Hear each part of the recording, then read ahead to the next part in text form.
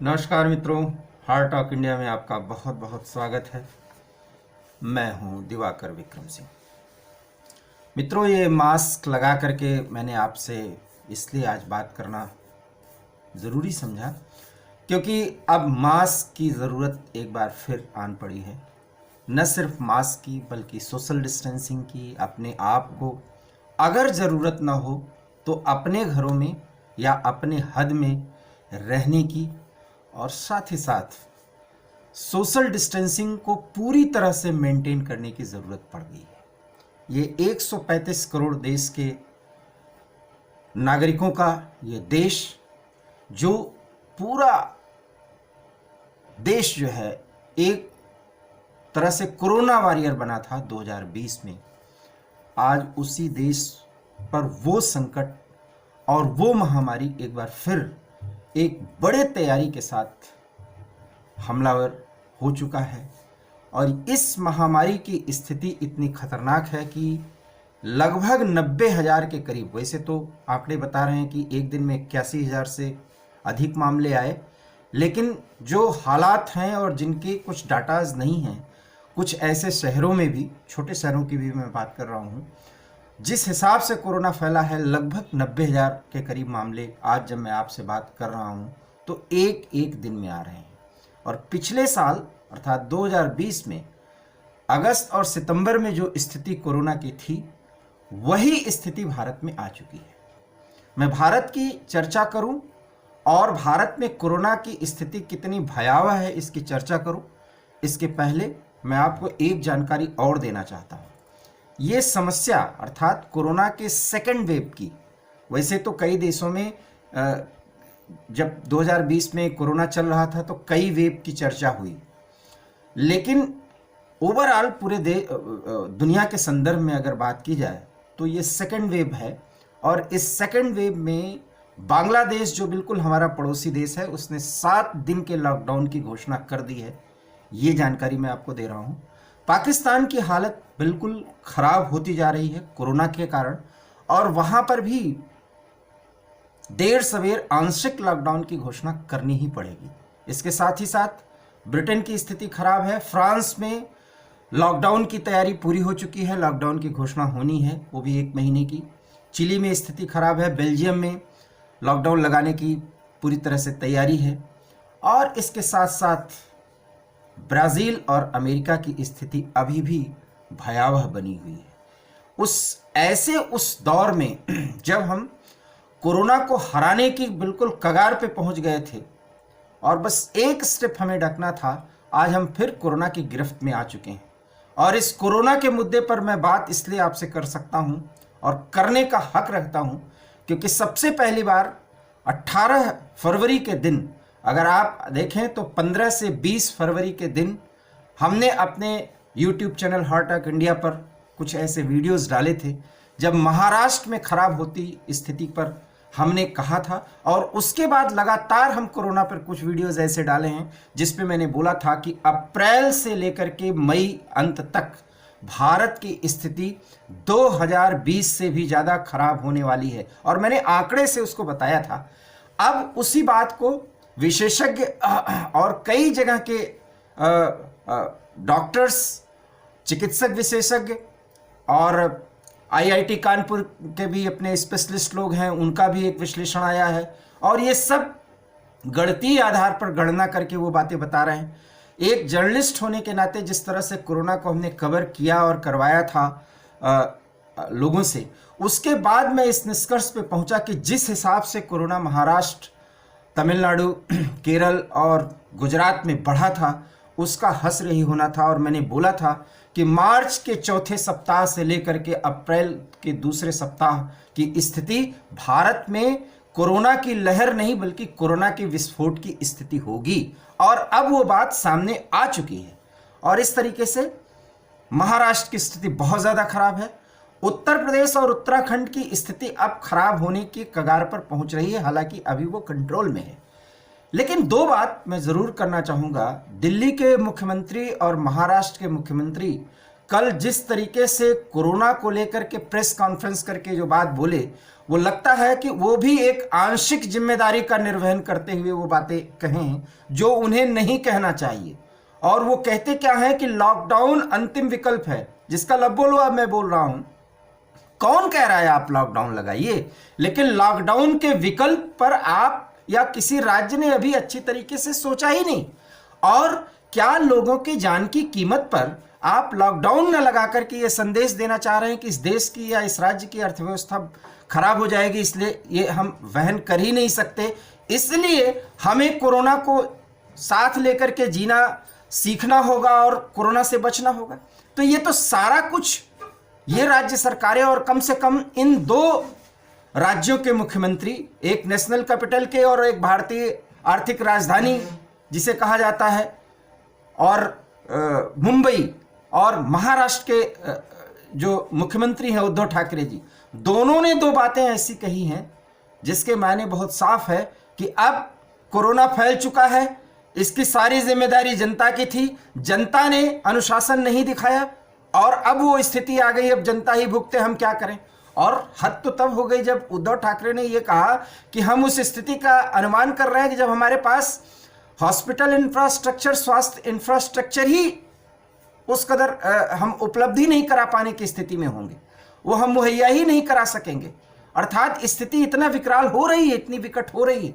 जब स्थिति इतनी विकट हो रही है तो जिस पुणे में आप आंशिक लॉकडाउन अर्थात शाम 6 बजे से पूरे रात और सुबह 8 बजे तक का लॉकडाउन कर सकते हैं, पूरी तरह से नाइट कर्फ्यू की स्थिति में ला सकते हैं, तो महाराष्ट्र के अन्य जिलों में अगर ये पहले किया गया होता या मुंबई सहित पूरे पुणे में अगर ऐसा किया गया होता उस समय फरवरी के तीसरे सप्ताह में, तो क्या ये स्थिति आती। इसलिए मैं कह रहा हूं कि कुछ राज्य सरकारें जहां पर कोरोना विस्फोट कर चुका है, ये लहर नहीं बल्कि विस्फोट है और इस विस्फोट की स्थिति बहुत ही भयावह है, वहां पर अब सारी बात प्रकारांतर से जनता के ऊपर ही डाला जा रहा है। तो इसलिए ये कोरोना, ये भी बताया जा रहा है, अरविंद केजरीवाल जी की बात सुनिए, हम लॉकडाउन नहीं लगाएंगे, अगर लगाएंगे तो जनता से विमर्श करेंगे, जब जनता मरने लगेगी तो आप जनता से विमर्श करके आपको घोषणा कर देंगे। और अरविंद केजरीवाल की तो समस्या दूसरी है, वो तो जब ऐसी स्थिति आएगी तो हाथ खड़े कर देंगे। और राजनीति देखिए आप, इस स्थिति में अरविंद केजरीवाल और उनके उप मुख्यमंत्री मनीष सिसोदिया जी की जो राजनीति है वो देखिए, वो कहते हैं कि हमको अगर फ्री वैक्सीनेशन, पूरी तरीके से वैक्सीनेशन की आज़ादी दे दी जाए तो हम दिल्ली को कोरोना से मुक्त करा लेंगे। ये बातें वो शुरू में भी कहते थे और अब भी कह रहे हैं।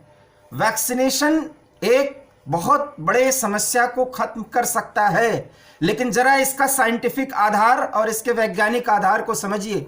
वैक्सीनेशन एक बार लगता है, उसके बाद उसके दूसरा जो डोज होता है उसमें जो गैपिंग होती है, उस गैपिंग के बीच में और दूसरा डोज लगने के बाद लगभग 40 से 45 दिन की स्थिति के बाद वो एंटीबॉडीज हमारे शरीर में स्थापित होती हैं, स्टैब्लिश होती हैं, बनती हैं, जो कोरोना से हमें दूर कर सकती हैं, मुक्त कर सकती हैं। अब इस स्थिति में इस पूरे देश को पहुंचने में कम से कम मई जून तो लग ही जाएगा। और मई जून तक जो स्थिति कोरोना की वर्तमान में है, वो पूरे इंडिया के संदर्भ में मैं बात कर रहा हूं, तब तो यहां पर फैटल रेट भी बहुत ज्यादा बढ़ जाएगा, कैजुअलिटीज बहुत ज्यादा बढ़ जाएंगी। और इस देश की स्थिति कोरोना विस्फोट के कारण संक्रमितों की संख्या कहीं ब्राजील और अमेरिका को भी ना पार कर जाए, स्थिति ये आने वाली है। इस पर कोई नहीं बोल रहा, इस पे विशेषज्ञ नहीं बोल रहे हैं। और जबकि मैं ये बात आपसे कह रहा हूं कि हमारी स्थिति जिस तरीके से ढुलमुल रही, हमारी अर्थात राज्य सरकारों की, इसमें केंद्र भी अपने आप को अलग नहीं कर सकती। केंद्र की तरफ से सिर्फ चिंता व्यक्त की जा रही है, एक सामान्य सी सचिव स्तर की बैठक हो जा रही है, इसमें स्वास्थ्य सचिव बैठक करके वो सारी जानकारी दे दे रहे हैं और एक निर्देश दे दे रहे हैं। ऐसा नहीं होना चाहिए। अब ये बैठक पीएमओ पूरी तरह से कंट्रोल करे और प्रधानमंत्री के सख्त निर्देश का पालन वो सभी राज्य करें जहां कोरोना नहीं है। और कोरोना अभी जम्मू कश्मीर और पूर्वोत्तर के कुछ राज्यों को अगर छोड़ दे तो पूरे देश में कोरोना की स्थिति बहुत खतरनाक होने वाली है। हो चुकी है। हालांकि बंगाल से वो खबरें नहीं आ रही हैं क्योंकि वहां पर अभी चुनाव चल रहा है, लेकिन इन 5 राज्यों में जहां चुनाव चल रहा है, आने वाले समय में आप देखिएगा 2 मई के बाद यहां की स्थिति क्या होने वाली है। ये भी एक चर्चा का विषय है कि जिस तरीके से सोशल डिस्टेंसिंग को के मूल भावनाओं को तार तार किया गया है इस चुनावी समय के दौर में, उसके लिए सारे पॉलिटिकल पार्टीज, जनता और हर पार्टियों के कार्यकर्ता जिम्मेदार होंगे, क्योंकि बड़ी बड़ी रैलियां हुई हैं और आवागमन को बहुत ज़्यादा जो है उसमें छूट दी गई एक राज्य से दूसरे राज्य में। ऐसे में कोरोना का विस्फोट पूरे देश में होना तय है, जिसकी पहली झलक 15 अप्रैल तक दिख जाएगी और उसका पूरा एक्सटेंशन और उसकी पूरी हाइप अप्रैल के लास्ट में देखेगी और मई में तो हम उस स्थिति में पहुंच जाएंगे जब पूरे देश में आंशिक लॉकडाउन की घोषणा करनी ही पड़ जाएगी। क्योंकि अगर ऐसा होता, अगर सिर्फ ड्रग्स से सारी चीजें कंट्रोल कर ली जाती, टीके से कंट्रोल कर ली जाती, तो अमेरिका, ब्राजील, ब्रिटेन, यहां तो बहुत कुछ हो सकता था, क्योंकि अब तो इसके टीके निकल चुके हैं और भारत तो उसमें अग्रणी है। भारत तो 65 से अधिक देशों को भेज चुका है। ऐसा नहीं है, जब तक ये सप्लाई होगी, जब तक टीके लगेंगे और जब तक उस टीके का जो प्रतिरोधक क्षमता है टीके की, उस प्रतिरोधक क्षमता की स्थिति शरीर में बनेगी, तब तक कोरोना का दूसरा लहर अपना काम कर चुका होगा, जो काम करना शुरू कर दिया है। अभी तो सिर्फ 90,000 के करीब मामले पहुंच रहे हैं और आ रहे हैं आज। अब आप देखिए अप्रैल का पहले सप्ताह का सिर्फ तीसरा दिन अर्थात 3 अप्रैल, 7 अप्रैल तक आप देखिएगा स्थिति क्या हो जाएगी। इसके बाद इसकी स्थिति 15 अप्रैल को देखना है और उसके बाद 25 अप्रैल तक की स्थिति देखिए और अंततः 30 अप्रैल की स्थिति बिल्कुल क्लियर हो जाएगी। अर्थात 2 मई, जिस दिन का इंतजार कम से कम पूरा देश और 5 राज्य तो कर ही रहे हैं, उस 2 मई के दिन एक तरफ तो चुनाव में जीत और हार का खुशी और गम लोग मना रहे होंगे और दूसरी तरफ इस समस्या से जो पूरे देश के सामने बहुत विकराल रूप में सामने आ चुकी है, उसको देखेंगे, उसको समझेंगे, उससे परेशान होंगे, उससे घबराएंगे, उसको दूर करने के लिए हम, आप और ये सरकारें सभी प्रयास कर रही होंगी। इससे पहले कि हम इस जाल में फंसे कि लॉकडाउन नहीं लगाया जाएगा, सरकारें यही तो कह रही कि लॉकडाउन नहीं लगाया जाएगा। कौन कह रहा है लॉकडाउन लगाने के लिए? लेकिन आंशिक लॉकडाउन या जो रोकथाम हो सकती है, जो इसमें डिटरेंस का काम कर सकती हैं, जितने भी इस तरह के गाइडलाइंस है, उसको केंद्रीय स्तर से पूरे राज्यों में एक साथ क्यों लागू नहीं किया जा सकता? ये राज्य सरकारों पर सब कुछ छोड़ देना ये बिल्कुल उचित नहीं है, क्योंकि ये राज्य सरकारें अंत में हाथ खड़ा करेंगे और सारी जिम्मेदारी केंद्र पर आएगी और फिर राजनीति के अलावा कुछ नहीं होगा। चलते चलते मैं जानकारी आपको देना चाहूंगा कि जिस तरीके से उद्धव ठाकरे और दिल्ली के मुख्यमंत्री अरविंद केजरीवाल ने कोरोना और लॉकडाउन को लेकर के गोलमोल बातें कही हैं, उससे जनता ज्यादा भ्रमित और आशंकित है। और इसकी एक झलक मैं आपको देना चाहता हूं कि मुंबई के कई रेलवे स्टेशंस पर लोगों की भीड़ बढ़ रही है और अब वही लोग लौट रहे हैं, मजदूर वर्ग के ही लोग होंगे या प्रवासी लोग होंगे, लौटने की शुरुआत करने की प्रक्रिया शुरू हो चुकी है, जिसको लेकर के बहुत बड़ी आपाधापी की स्थिति बनी थी 2020 में। तो सब कुछ वही हो रहा है, लेकिन सिर्फ आप ये दिखाने की कोशिश कर रहे हैं कि लॉकडाउन नहीं। इस देश के आम नागरिक भी जो लॉकडाउन नहीं की बात कह रहे हैं, वो सोच ले कि अगर ये कैजुअलिटी और फैटल रेट जो है ज़्यादा बढ़े और इस तरीके से संक्रमितों की संख्या भी ज़्यादा बढ़ी, तो जो बात उद्धव ठाकरे ने कही है कि बेड, नर्सेज और डॉक्टर्स की कमी हो जाएगी, ये सिर्फ मुंबई ही नहीं पूरे महाराष्ट्र में लागू होती है, ये दिल्ली में लागू होती है और ये देश के किसी भी शहर और किसी भी राज्य पर लागू होती है। स्थिति अब वहां पहुंचने वाली है, क्योंकि रोकथाम का जो तौर तरीका होना चाहिए, जो गाइडलाइंस होना चाहिए, जिसको हमने 2020 में पूरे देश में एक साथ फॉलो किया गया था, उसको हम फॉलो करने की रणनीति पर आगे बढ़े ही नहीं हैं। फुटकर तौर पर हर राज्य अपने हिसाब से स्थिति को कंट्रोल करने की कोशिश कर रहा है, लेकिन आने वाले समय में आप देखिएगा 7 अप्रैल से 14 अप्रैल का वो समय इतना खतरनाक होने वाला है कि केंद्र को कोई बड़ा निर्णय लेना पड़ सकता है। और वो निर्णय, मैं ये नहीं कह रहा हूं कि पूरी तरह से लॉकडाउन की घोषणा हो सकती है, लेकिन इतना तय मानिए कि आंशिक लॉकडाउन के कगार पर अब ये देश पहुंच चुका है। इससे पहले कि वो सारी बातें, वो सारे गाइडलाइंस और वो सारी रोक को पूरी तरीके से प्रशासनिक स्तर पर प्रभावी बनाया जाए, हम आप मास्क पहने, सोशल डिस्टेंसिंग को मेंटेन करें, हाथ धोएं और ज़्यादा कोशिश ये करें कि अगर कोई संक्रमित दिखे, मिले तो प्लीज़ उसे कहें कि वो होम आइसोलेशन में रहे और अपने नज़दीकी स्वास्थ्य चिकित्सक से और किसी विशेषज्ञ से परामर्श लेकर के उचित दवा का सेवन करें और साथ ही साथ अपने को सेफ रखें, परिवार को सेफ रखें, समाज को सेफ रखें। और अगर समाज सेफ रहेगा, परिवार सेफ रहेगा, तो निश्चित रूप से राज्य और देश सेफ्टी के उस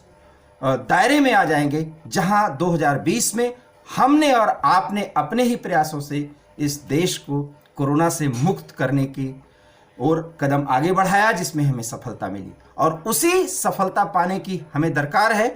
इसलिए कोरोना विस्फोट की स्थिति को समझ करके हम आप एक बार फिर सचेत हो जाएं और अपने आप को अनुशासित रखने की कोशिश करें। इस वीडियो में इतना ही। अगर आपको वीडियो पसंद आया हो तो प्लीज़ हमारे YouTube channel heart talk India को प्लीज़ सब्सक्राइब करिए और Facebook page heart talk India पर आप मुझे फॉलो करना बिल्कुल मत भूलिए। बहुत बहुत धन्यवाद। नमस्कार।